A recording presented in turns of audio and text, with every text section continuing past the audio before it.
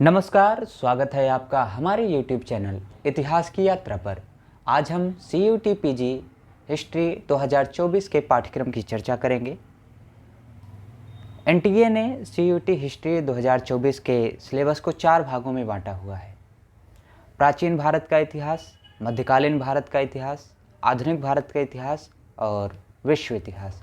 प्राचीन भारत के इतिहास के प्रथम चरण में इन्होंने 10,000 ईसा पूर्व से 1206 ईस्वी तक की चीज़ों को दिया है, जिसमें पाषाण काल में पूरा पाषाण काल, मध्य पाषाण काल, नवपाषाण काल, इसके साथ ही साथ ताम्र युग, इसका वर्णन किया है। पाषाण युग के अंतर्गत ही हमको गणेश्वर जोधपुरा संस्कृति का अध्ययन करना है, आहड़ संस्कृति, मालवा संस्कृति, जोरवे संस्कृति, इनका अध्ययन करना है। अगला टॉपिक इनका सिंधु घाटी सभ्यता है। सिंधु घाटी सभ्यता, जिसका समय काल कार्बन 14 विधि द्वारा 2300 ईसा पूर्व से 1750 ईसा पूर्व माना गया है। इसके अंतर्गत हमें हड़प्पा, मोहनजोदड़ो, राखीगढ़ी, लोथल, चन्हुदड़ो, ये स्थान किन नदियों के किनारे बसे थे, इनकी खोज किसने की थी, सिंधु घाटी सभ्यता की संस्कृति क्या थी और सिंधु घाटी सभ्यता का पतन कैसे हुआ, इसके बारे में पढ़ना है। आर्य और वैदिक युग, तो वैदिक युग को भी 2 भागों में बांटा गया है, ऋग्वैदिक और उत्तर वैदिक। तो वैदिक युग में नदियों के बारे में पढ़ना है, संस्कृति, सभ्यता, खान पान, देवताओं के बारे में पढ़ना है, वेदों के बारे में पढ़ना है और साथ ही साथ वैदिक युग की आश्रम पद्धति को भी जानना है। प्राचीन भारत में राज्य गठन, इसके अंतर्गत हमको 16 महाजनपद, जिसमें काशी, कौशल, अंग, मगध, वत्स, इसके बारे में जानकारी इकट्ठा करना है। मगध साम्राज्य है, मगध साम्राज्य के बारे में भी पढ़ना है।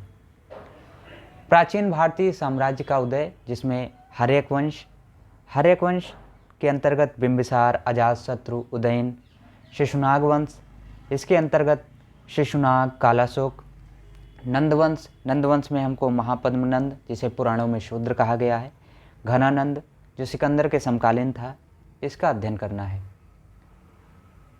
धर्म का युग, धर्म के युग को भी 2 भागों में इन्होंने बांटा है, बौद्ध धर्म और जैन धर्म। बौद्ध धर्म में गौतम बुद्ध के बारे में पढ़ना है, गौतम बुद्ध का गृह त्याग, ज्ञान प्राप्ति, अंतिम समय, बौद्ध धर्म के त्रिरत्न क्या हैं, 4 आर्य सत्य कौन कौन से हैं, अष्टांगिक मार्ग क्या हैं, पंचशील सिद्धांत, त्रिपिटक, बौद्ध संगीत। और बौद्ध धर्म 2 भागों में बटा, हीनयान और महायान, उसके बारे में भी पढ़ना है। इसी प्रकार जैन धर्म है, जैन धर्म के 24 तीर्थंकर, ऋषभदेव, पार्श्वनाथ, महावीर स्वामी, इनके बारे में पढ़ना है और डिटेल रूप से हमको महावीर स्वामी के बारे में पढ़ना है। जैन धर्म की शिक्षाएं, जिस प्रकार बौद्ध धर्म 2 भागों में बटा, उसी प्रकार जैन धर्म भी 2 भागों में बटा, श्वेतांबर और दिगंबर। अगला टॉपिक हमारा मौर्य युग है। मौर्य युग की सामाजिक, राजनीतिक और सांस्कृतिक स्थिति पढ़ना है।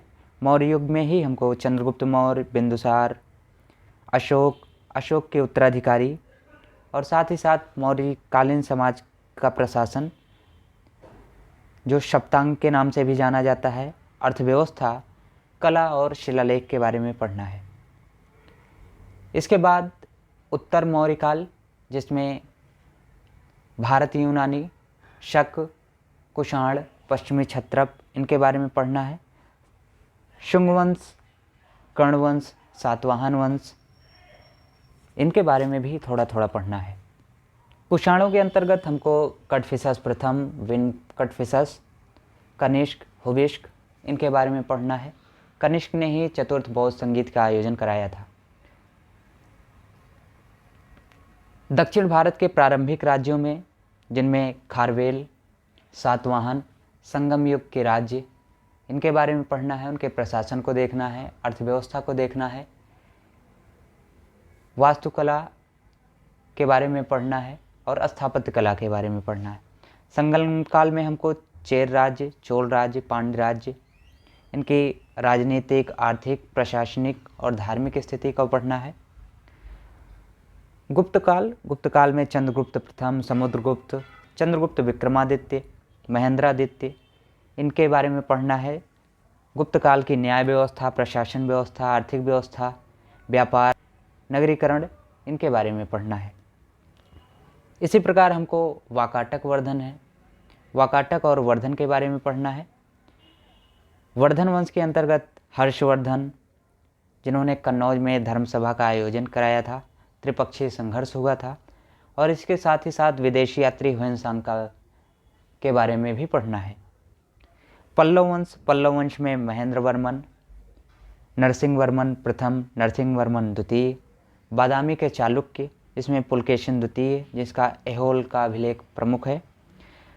साथ ही साथ वैष्णव और शैव धर्म के विकास के बारे में भी पढ़ना है। पाल वंश, जिसका समय काल 750 ईस्वी से 770 ईस्वी है, जिसमें धर्मपाल, देवपाल, महिपाल, रामपाल, इनके बारे में पढ़ना है। सेन वंश, जिसमें सामंत सेन, विजय सेन, वल्लाल सेन। राष्ट्रकूट में हमको ध्रुव प्रथम, अमोघ वर्ष, इनके बारे में पढ़ना है। राष्ट्रकूट वंश में दंतिदुर्ग, कृष्ण प्रथम, अमोघ वर्ष और कृष्ण तृतीय, इनके बारे में पढ़ना है।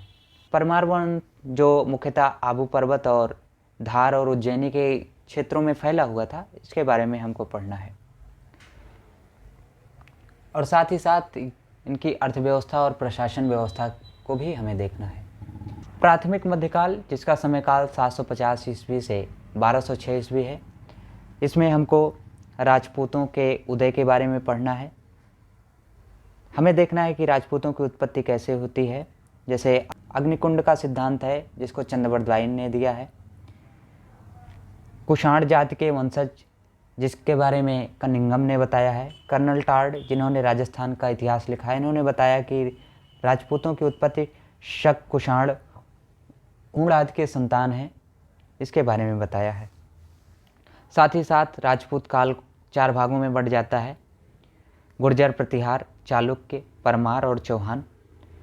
साथ ही साथ ये भी हमें देखना है कि राजपूत चंद्रवंशी थे या सूर्यवंशी, इसके बारे में भी पढ़ना है। चोल साम्राज्य, चोल में आदित्य चोल, परांतक प्रथम, परांतक द्वितीय, राजराज प्रथम, राजेंद्र प्रथम। राजेंद्र प्रथम को दक्षिण भारत का नेपोलियन कहा जाता है। राजाधिराज प्रथम, राजेंद्र द्वितीय, विक्रम चोल, इनके बारे में पढ़ना है। प्रशासन, ग्राम व्यवस्था और भारतीय समाज, कृषि व्यवस्था, शहरी बस्तियाँ, व्यापार और वाणिज्यीकरण, इसके बारे में भी हमको देखना है। अब हमारा दूसरा चरण चालू होता है, जिसे हम भारत का मध्यकालीन इतिहास कहते हैं, जिसका समय काल 1206 से 1707 माना गया है। इसमें हमको दिल्ली सल्तनत के बारे में पढ़ना है। दिल्ली सल्तनत में ही गुलाम वंश में कुतुबुद्दीन ऐबक, इल्तुतमिश, रजिया, बहराम शाह, बलबन। खिलजी वंश में जलालुद्दीन खिलजी, अलाउद्दीन खिलजी, शिहाबुद्दीन, कुतुबुद्दीन, मुबारक शाह खिलजी। तुगलक वंश में हमको मोहम्मद बिन तुगलक, फिरोज़ तुगलक। सैयद वंश में हमको खिज्र खां, मुबारक शाह, मोहम्मद शाह। लोधी वंश में बहलोल लोधी और सिकंदर लोधी के बारे में पढ़ना है। साथ ही साथ दिल्ली सल्तनत की कला एवं वास्तुकला का वर्णन करना है। सैन्य सुधार क्या थी, एकता प्रणाली क्या थी, इसके बारे में पढ़ना है। विजयनगर और बहमनी साम्राज्य के बारे में भी पढ़ना है, जो दक्षिण भारत के राजवंश थे, इनके बारे में पढ़ना है। विजयनगर साम्राज्य में संगम वंश, तुलुभ वंश, आर्विड वंश, और बहमनी साम्राज्य में बीजापुर, बरार, बीदर, गोलकुंडा, अहमदनगर, इनके बारे में पढ़ना है। अलाउद्दीन बहमन शाह ने ही बहमनी साम्राज्य की स्थापना की थी और विजयनगर साम्राज्य की स्थापना हरिहर एवं बुक्का ने 1336 ईस्वी में की थी। भक्ति आंदोलन जिसमें रामानुजाचार्य, निम्बार्क, कबीर, रैदास, गुरु नानक, चैतन्य महाप्रभु, मीराबाई, तुलसीदास, इनके बारे में पढ़ना है। सूफी आंदोलन में मोइनुद्दीन चिश्ती संप्रदाय, सोहरावर्दी संप्रदाय, फिरदौसी, सत्तारी, कादरी और नक्शबंदी संप्रदाय के बारे में पढ़ना है। साथ ही साथ हमें यहाँ की संस्कृति, फारसी साहित्य में हमको अमीर खुसरो के द्वारा लिखी गई पुस्तकें हैं, उनका वर्णन करना है। हसन निजामी की किताब है जियाउद्दीन बर्नी की है। ये जो भी मध्यकाल के इतिहासकार लेखक हैं उनकी किताबों के बारे में हमको पढ़ना है।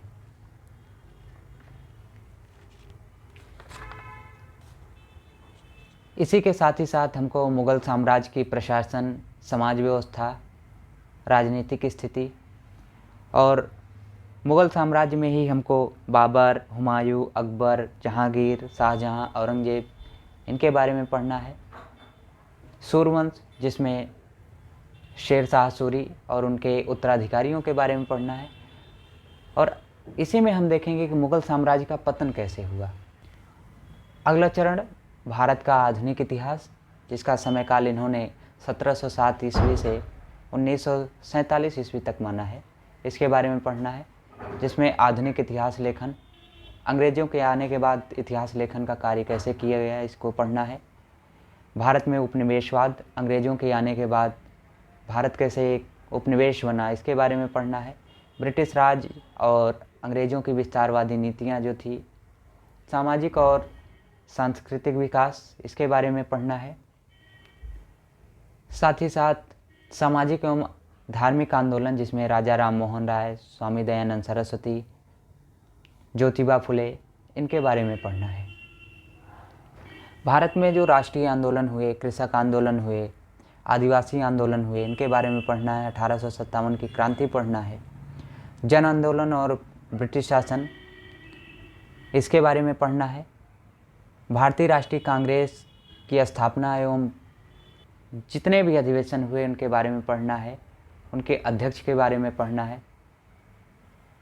संवैधानिक विकास कैसे हुआ, भारत में 1813 के चार्टर एक्ट से लेके 1947 से और 1950 तक, जब तक भारत का संविधान बन के लागू नहीं हो जाता है तब तक के बारे में पढ़ना है। स्वतंत्रता के लिए संघर्ष, जो भी स्वतंत्रता सेनानी भारत के स्वतंत्रता आंदोलन में भाग लिए, उनके बारे में हमको डिटेल से पढ़ना है। अगला चरण विश्व इतिहास का है। विश्व इतिहास में हमको यूरोपीय इतिहास, फ्रांसीसी क्रांति, इंग्लैंड की क्रांति, अमेरिकी क्रांति और रूसी क्रांति के बारे में पढ़ना है। प्रथम और द्वितीय विश्व युद्ध के बारे में पढ़ना है। एनटीए के द्वारा बनाए गए सिलेबस में एक मोटा मोटा इन्होंने बता दिया है, लेकिन डिटेल वाइज इन्होंने नहीं बताया है। इन्होंने अपने सिलेबस में मराठाओं का इतिहास छोड़ दिया है, जिससे संबंधित प्रश्न पिछली बार भी एग्ज़ाम में पूछे गए थे और इस बार भी आने की प्रबल संभावना है।